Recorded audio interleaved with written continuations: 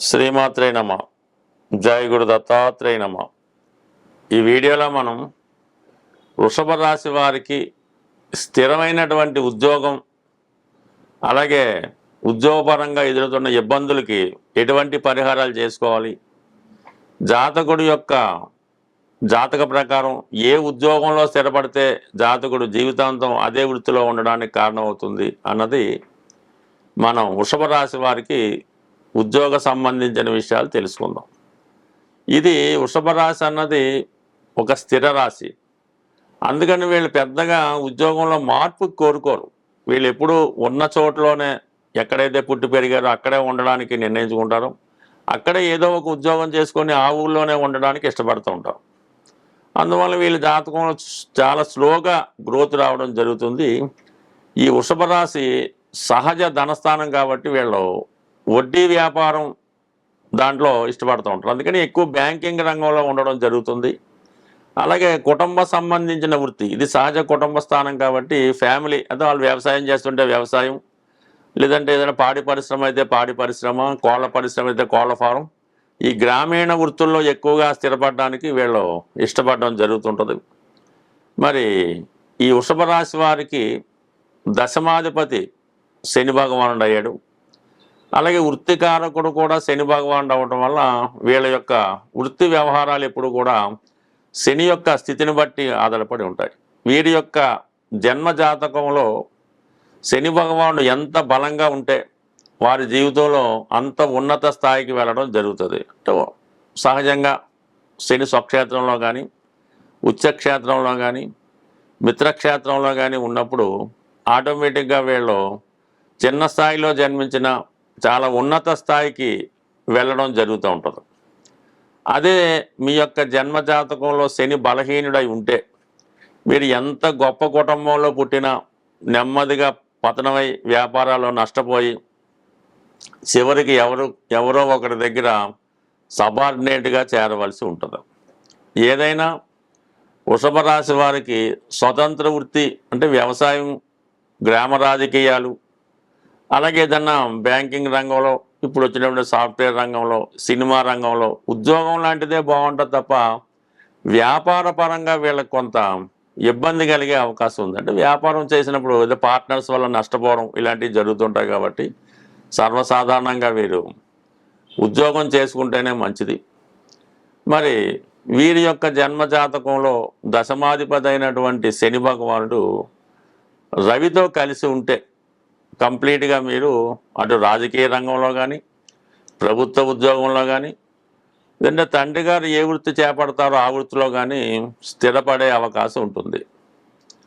అదే శని భగవానుడు చంద్రగ్రహంతో కలిసి ఉంటే తిరుగుతూ చేసే ఉద్యోగాలు, ఒకే ఉద్యోగం కంటిన్యూగా చేయలేకపోవడం, అలాగే కొన్ని సందర్భాల్లో సొంత ప్రాంతంలో కాకుండా దూర ప్రాంతంలోనూ ఎక్కడో ఉద్యోగం చేయడం, ట్రావెల్స్ లాంటివి చేయడం, మీడియేటర్గా వ్యవహరించడం జరుగుతూ ఉంటుంది. అదే శని భగవానుడు గురుగ్రహంతో కలిసి ఉంటే బ్యాంకింగ్ రంగం కానీ, ఎడ్యుకేషన్ ఫీల్డ్ కానీ, ఉపాధ్యాయ వృత్తి, అలాగే ఆధ్యాత్మికవేత్తగా ఈ సాంప్రదాయ వృత్తులు పౌరోహిత్యం, జ్యోతిష్యం మొదలగు వృత్తుల్లో స్థిరపడే అవకాశం ఉంది. ఎక్కువగా టీచింగ్ రంగంలో స్థిరపడడం జరుగుతుంటుంది. ఏది గురు శని కలయిక ఉన్న వాళ్ళకి ఆ జాతకంలో, అంటే కలయిక అంటే ఒకే రాశిలో ఉండొచ్చు, ఒకరినొకరు వీక్షించుకోవచ్చు, ఒకరికొకరు కోణంలో ఉన్నా కూడా ఇది వర్తించే అవకాశం ఉంది. అదే మీ వృషభ రాశి వారికి దశమాధిపతిగా ఉన్నటువంటి శని భగవానుడు శుక్రగ్రహంతో కలిసి ఉండడం వల్ల, అంటే రాశ్యాధిపతి దశమాధిపతి కలిసినప్పుడు 100% మీరు ఈ వైద్య వృత్తి, వెటర్నరీ డాక్టరు, సినిమా ఇండస్ట్రీ ఇటువంటి వాటిలో బాగా రాణించడం జరుగుతూ ఉంటుంది. ఇది స్త్రీలకి మంచి కాంబినేషన్ అన్నమాట. వారి జన్మజాతకంలో, స్త్రీల యొక్క జన్మజాతకంలో శుక్రుడు శనితో కలిసి ఉంటే కంపల్సరీగా వాళ్ళు ఉన్నత స్థాయి ఉద్యోగస్తులై ఉంటారు. పెళ్లి తర్వాత వాళ్ళ లైఫ్ బాగా సెటిల్ అవుతూ ఉంటుంది. అలాగే శని భగవానుడు బుధుడితో కలిసి ఉంటే ఇది సాధారణంగా వ్యాపారానికి మొగ్గు చూపుతూ ఉంటారు. ఎక్కువ మనీ రొటేషన్ చేయడం జరుగుతుంటుంది. లేని పక్షంలో ఈ చార్టెడ్ అకౌంటెంట్స్, అకౌంట్స్ సంబంధించినటువంటి సిఏ, ఇన్కమ్ ట్యాక్స్ అటువంటి వాటిలో స్థిరపడే అవకాశం ఉంటుంది. శని కుజులు కలిసినప్పుడు పోలీస్ డిపార్ట్మెంటు, అలాగే టెక్నికల్ రంగం, ఈ మెకానికల్ సంబంధించినవి, మోటార్ ఫీల్డు, అలాగే రియల్ ఎస్టేట్ రంగాల్లో రాణించగలుగుతూ ఉంటారు. అదే మరి శని రాహుతో కలిస్తే మాత్రం చాలా ఉన్నత స్థాయి ఏర్పడడం జరుగుతుంది. అది సినిమా ఫీల్డ్ కానీ, యానిమేషన్ కానీ, ప్రస్తుతం ఉన్నటువంటి సాఫ్ట్వేర్ రంగం కానీ, ఇండియన్ ఎయిర్లైన్స్ కానీ, ఏదైనా ఒక పెద్ద ఇండస్ట్రీలో ఉద్యోగం చేయడం కానీ, ఒక పెద్ద ఇండస్ట్రీ స్థాపించడం కానీ జరిగే అవకాశం ఉంటుంది ఈ శని రాహుల కలయిక.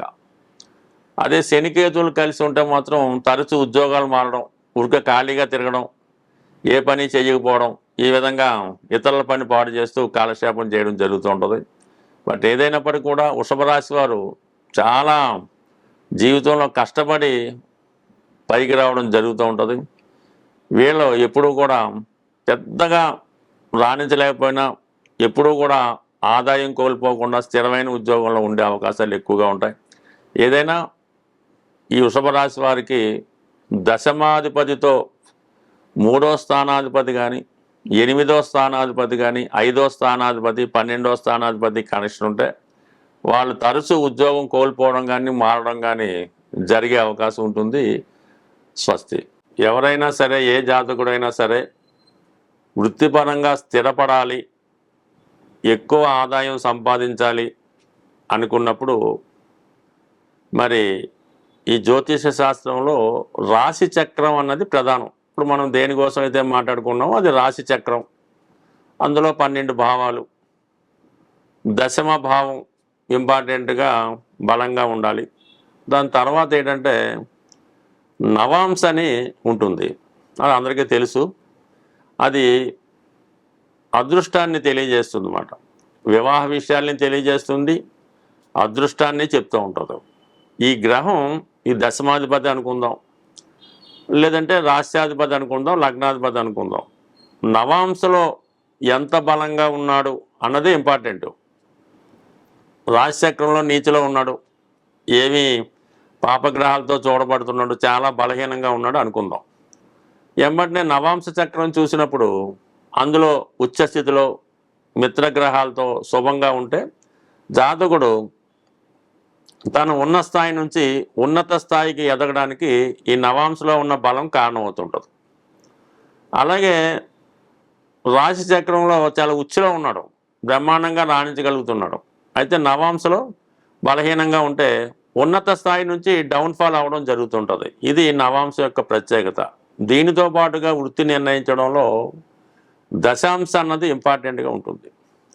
ఈ దశాంశ చక్రం కూడా బలంగా ఉండాలన్నమాట. అంటే కేంద్రాలు, కోణాలు, అలాగే లగ్నం, అంటే మొత్తం స్ట్రెంత్.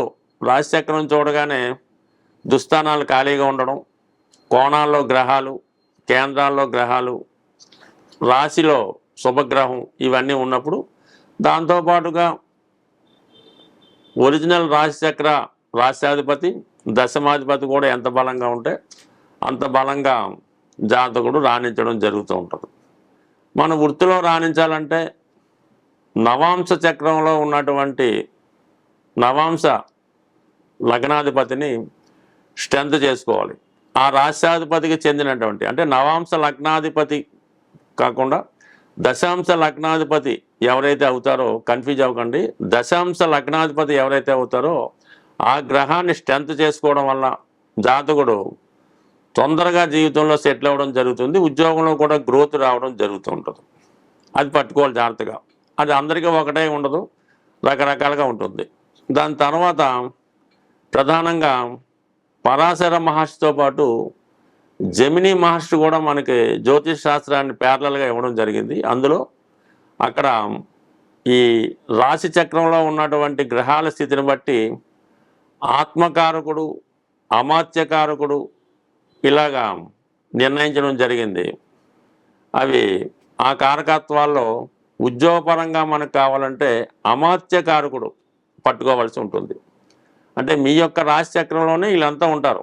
ఆత్మకారకుడు, అమాత్యకారకుడు, భాతృకారకుడు, పుత్రకారకుడు, ఇవన్నీ ఉంటాయి అన్నమాట. సుమారు 7 కారకత్వాలు ఉంటాయి. అందులో అమాత్యకారకుడిని పట్టుకోవాల్సి ఉంటుంది. ఆ అమాత్యకారకుడు ఎవరైతే ఉన్నారో ఆ గ్రహానికి సంబంధించిన రోజు మనం ఉపవాసం ఉండి ఆ రోజు పవిత్రంగా ఉంటే మీ వృత్తి ఇంప్రూవ్మెంట్ అవుద్ది. ఇది గొప్ప పరిశోధన తర్వాత ఒక ప్రముఖ జ్యోతిష్యవేత్త చెప్పడం జరిగింది. మరి అదే మీకు అమాత్యకారకుడు శని భగవానుడైతే శనివారం నియమంగా ఉండాలి. శుక్రుడైతే శుక్రవారం, రవి అయితే ఆదివారం, ఇది అందరికీ తెలుసు. కుజుడైతే మంగళవారం. ఆ వారం పవిత్రంగా ఉండడం వల్ల ఎటువంటి విష పదార్థాలు కానీ, మత్తు పదార్థాలు కానీ, మద్య మాంసాలు కానీ, స్త్రీ సంగమం కానీ అన్నీ విసర్జించి ఆ రోజు పవిత్రంగా ఉంటే వృత్తిపరంగా మీరు జీవితంలో స్థిరపడడానికి అవకాశం ఉంటుంది. అయితే అందుకనే ప్రతి ఒక్కరు కూడా పూర్వకాలం నుంచి కూడా శనివారం నియమంగా ఉండాలని పెట్టారు. ఎందుకంటే సహజ వృత్తికారకుడు శని భగవానుడు, సహజ రాశి చక్రంలో దశమాధిపతి శని భగవానుడు కాబట్టి శనివారం అన్నది అందరూ కంపల్సరీగా నియమంగా ఉండాలనే నియమం పెట్టడం జరిగింది. అప్పుడు ఆ కాలంలో ఆ స్థాయిని బట్టి జాతకుని యొక్క అభివృద్ధి చెందడం జరిగింది. అలాగే ఎవరికైనా ఉద్యోగాన్ని ఇచ్చినా అంటే ప్రభుత్వ కారకుడు యజమాని కారకుడు రవి కాబట్టి ఆదివారం రోజు కూడా కంప్లీట్గా నియమంగా ఉండి ఆ రోజు కూడా ఈ మత్తు పదార్థాలకి మగువకి వారికి దూరంగా ఉంటే కంప్లీట్గా వాడి జీవితంలో చాలా ఉన్నత స్థాయికి వెళ్ళడం జరుగుతుంది.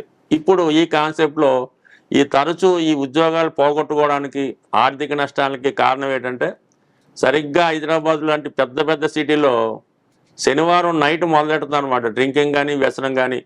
ఆదివారం అంతా కంటిన్యూ చేసి సోమవారం మార్నింగ్ దాకా పూర్తిగా శని ఆదివారాలు భ్రష్టు పట్టడంతో వాళ్ళకి సడన్గా ఉద్యోగాలు పోవడం, ఇల్లీగల్ కాంట్రాక్ట్స్, ఎంత పెద్ద స్థాయిలో ఉన్న ఇబ్బందులు పడడానికి ప్రధానంగా ఈ శని ఆదివారాలు పవిత్రంగా ఉండకపోవడానికే ఈ ప్రధాన కారణంగా ఈ వృత్తి పోగొట్టుకోవడానికి కారణం అవుతుంది. దీన్ని అందరూ అబ్జర్వ్ చేసుకొని జాగ్రత్తగా ఆ శని ఆదివారాలు మీరు నియమంగా పాటించగలిగితే చాలా ఉన్నత స్థాయికి ఎదుగుతారు. ఉద్యోగం పోవటం కానీ ఇటువంటి ఇబ్బందులు లేకుండా అసలు వైవాహిక జీవిత బంధం కూడా ఈ 2 వారాలు చేసుకుంటే చాలా చక్కగా సాగే అవకాశం ఉంటుంది. స్వస్తి.